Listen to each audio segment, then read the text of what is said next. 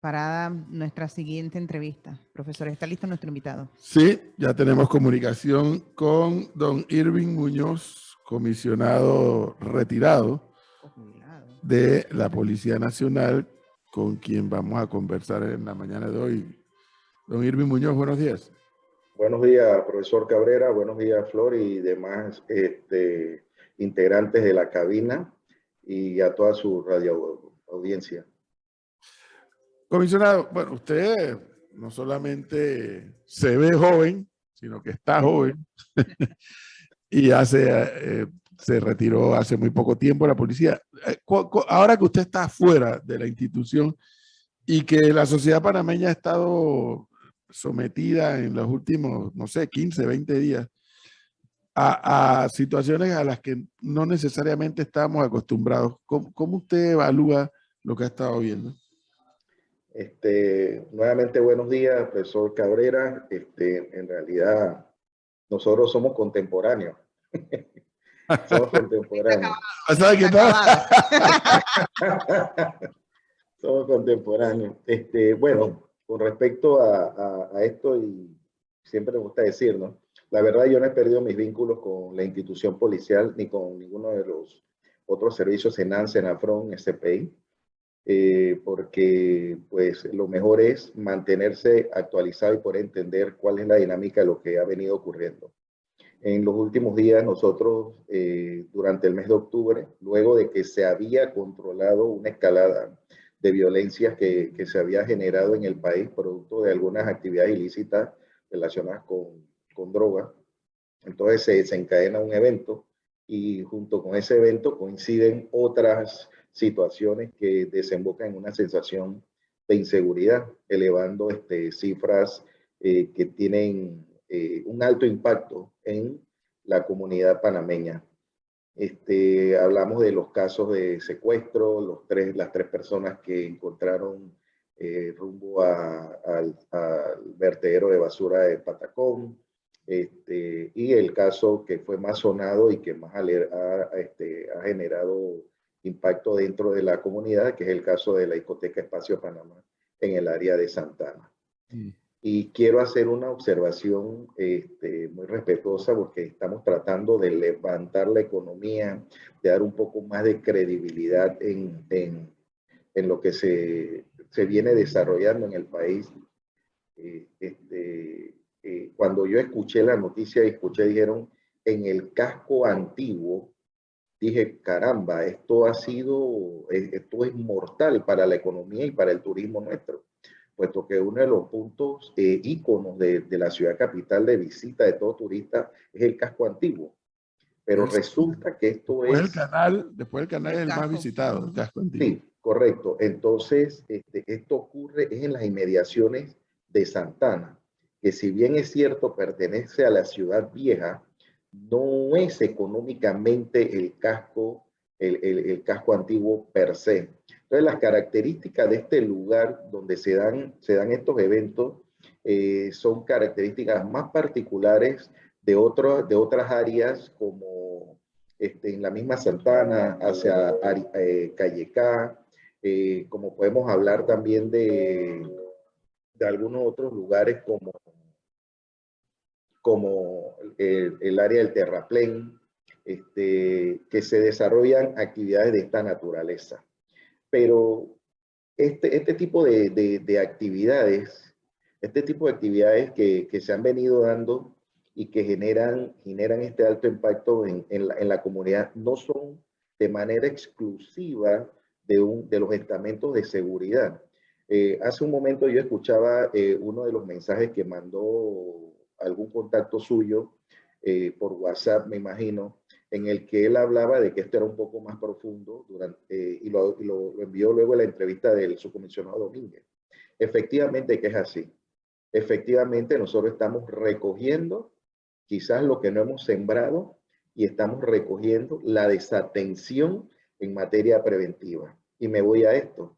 Tenemos más de un año de que teníamos una alta deserción escolar y ahora más de un año de que los jóvenes no van a la escuela. Esto también influye.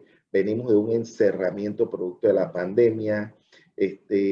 Venimos con un deterioro en cuanto al aspecto de los valores, y hay una alta inversión, en instituciones que supuestamente deben hacer un trabajo de prevención, deben mejorar la calidad de vida de nosotros como panameños en materia de seguridad, pero que yo considero que no están haciendo su trabajo. Entonces, sí, desde el momento de que yo salí de la institución a donde nos encontramos hoy día, han habido recursos, se han mejorado algunas cosas, pero hemos desmejorado en otras y hemos desmejorado en la calidad de nuestra institucionalidad. Ahí es donde radica para mí parte del problema que nosotros estamos viviendo hoy día. Pero Irving Muñoz, la pregunta aquí obligada, y yo siempre parto de la base de que el resto de la población, por ejemplo, muchos como usted y sus ex compañeros, que también ya retirados y los que todavía se mantienen en servicio, fíjese, por ejemplo, en el caso del bus que roban en el Roble, Agua Dulce, iba un miembro de la policía y ese es el único que se ha atrevido a decir pasó esto. Y evidentemente la persona, que creo que es un tipo joven, bueno, supo qué hacer, guardó la calma, etcétera. Pero la pregunta reiterada, y siempre la vamos a reiterar porque no todos manejamos esos casos, en la experiencia que a usted le tocó vivir como uniformado y por lo que está viendo, lo que está ocurriendo en estos días en el país, ¿qué le recomendaría Irving Muñoz a los escuchas que no tienen esta experiencia en materia de seguridad? Bueno, en materia de lo que ocurre es que esto es como cuando uno anda por las sabanas del Serengeti, ¿no? El delincuente, hay dos tipos de delincuencia, la delincuencia organizada y la delincuencia común. Entonces, en lo que corresponde a la delincuencia común, es la comparación que hago con el Serengeti. O sea, el delincuente siempre va a estar viendo la presa más débil, y perdonen la comparación, el enfermo, el que se presenta más débil y el que es más fácil en un momento dado de poder atacar para la subsistencia. Entonces, de igual manera, el delincuente estudia todas las condiciones de modo, tiempo y lugar para poder cometer su hecho. Por otro lado, tenemos lo que es el crimen organizado, que son los delitos que también impactan de manera inmediata a la ciudadanía. Entonces, ahí estamos viendo, estos delitos más que todo son los delitos violentos, los homicidios, los femicidios, y lo vamos a involucrar dentro del paraguas del sicariato. En ese sentido, muchos de estos casos, los estamentos, si no tienen una inteligencia personal, si no tienen inteligencia artificial o tecnológica, le va a ser difícil prevenirlo. Pero a la ciudadanía, lo primero que yo le puedo decir en los casos, como el caso del Roble, es que hay que mantener la calma.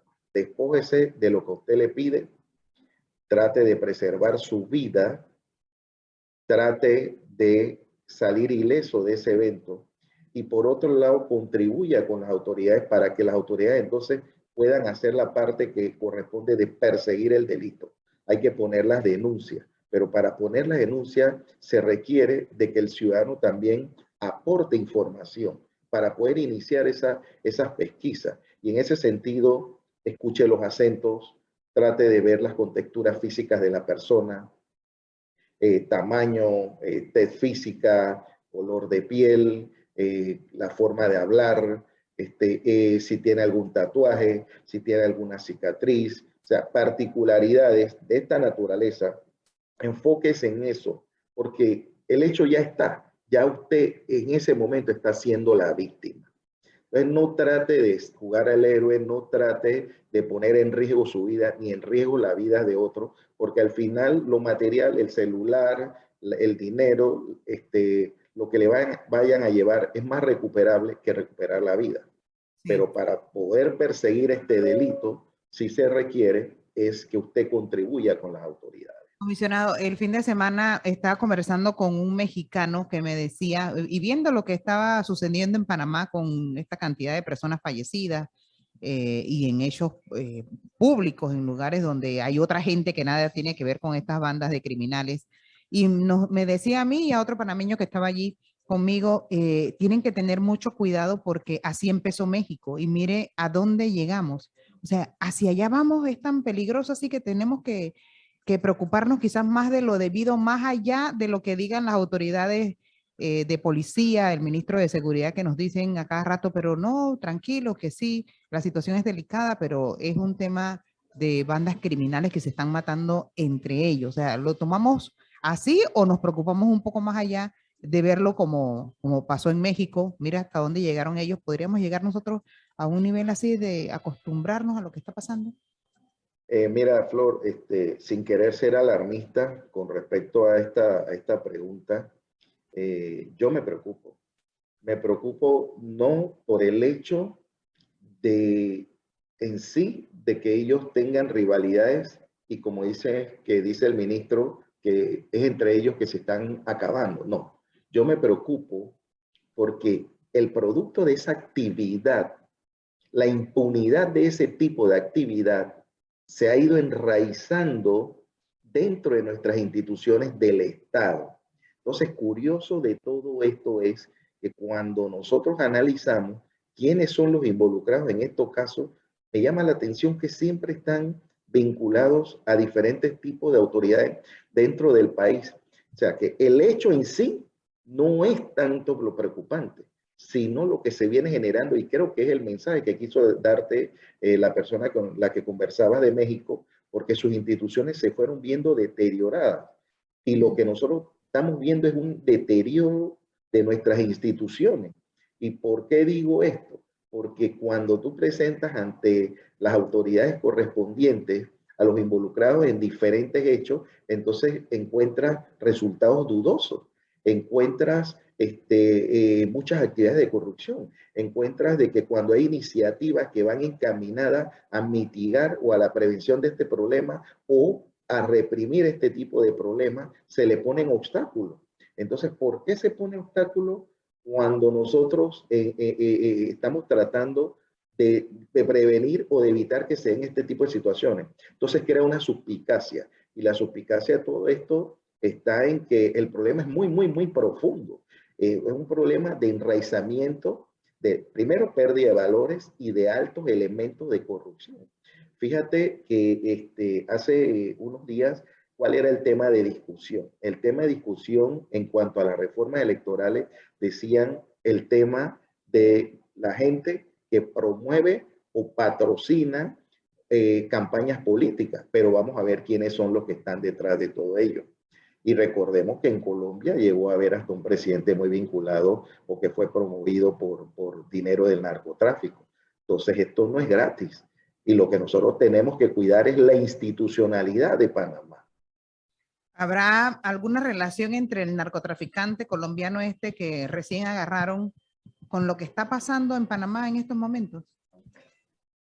El afloramiento de la información que existe hoy día, eso no tiene que ver. Mira, se han dado tres situaciones muy delimitadas o muy identificadas por las autoridades correspondientes del Ministerio Público. Lo que ocurrió en la discoteca es un caso, si tiene ribete vinculado al narcotráfico, realmente es un caso de rencilla entre grupos pandilleriles. Ese es un caso. El caso de cuando hablamos de los tres encapuchados que encontraron ajusticiados, ese es un caso vinculado al narcotráfico y por un tumbe. Y el otro caso que nosotros vemos son los casos de secuestro, que son casos completamente diferentes, que no tienen que ver directamente con la captura del señor Otoniel en Colombia. Lo cierto es que sí, ojalá que no tenga nada que ver, como bien usted lo dice, pero siempre preocupa, don Irving Muñoz, que a veces estas cosas repercuten por acá, todas las autoridades nacionales y extranjeras, pues siempre nos reiteran que nuestro territorio es un territorio de paso, ¿no? Sí. De todos estos movimientos. Entonces, efectivamente, efectivamente que esto puede tener un impacto y entendamos qué está pasando hoy día. Hoy día el narcotráfico no es liderado por los grupos colombianos. El narcotráfico realmente es liderado por los carteles mexicanos. Entonces, entre el que produce y entre el que lidera o trafica, tiene que haber el que se encargue de la custodia y la logística para que ese tipo de sustancia llegue a los mercados que ellos necesitan. Entonces, ese es el acuerdo que se ha hecho con las pandillas en Centroamérica, que son los que ven la parte logística. O sea, Panamá, siendo un hub de las Américas en materia de logística, por la posición geográfica que tenemos, la cercanía al país más productor o a los países más productores, porque también tenemos que reconocer que históricamente el oro que salía del Perú pasaba por Panamá. Es decir, de que Panamá siempre ha sido una ruta, y es una ruta para los mercados del Caribe, el Atlántico, Europa. Entonces, en este caso, los mercados más apetecibles en materia de sustancias ilícitas hoy día no es Estados Unidos, es Europa. Y hay algunas incursiones hacia Asia, Australia. ¿Eso qué conlleva? De que nosotros, como hub logístico, de la misma manera que estamos trabajando con navieras, estamos trabajando con recursos legales, estos mismos recursos legales son los que son utilizados para cometer estos hechos ilícitos. Entonces, de allí que veamos el alto volumen de incautaciones que se están dando en nuestro país. Oiga, no presentó a Irving Muñoz como era, comisionado, retirado, jubilado y también miembro del Colegio Nacional de los Servicios de Policía, CONAPOL. Sí, profesionales de los servicios de policía de Panamá. Ya sabe, profe. No sé ni de lo que me está hablando. Él sí. 8:32. Don Irving Muñoz, muchas gracias. Muy amable. Gracias a ustedes. Hasta luego. Señor Miguel, vamos al cambio.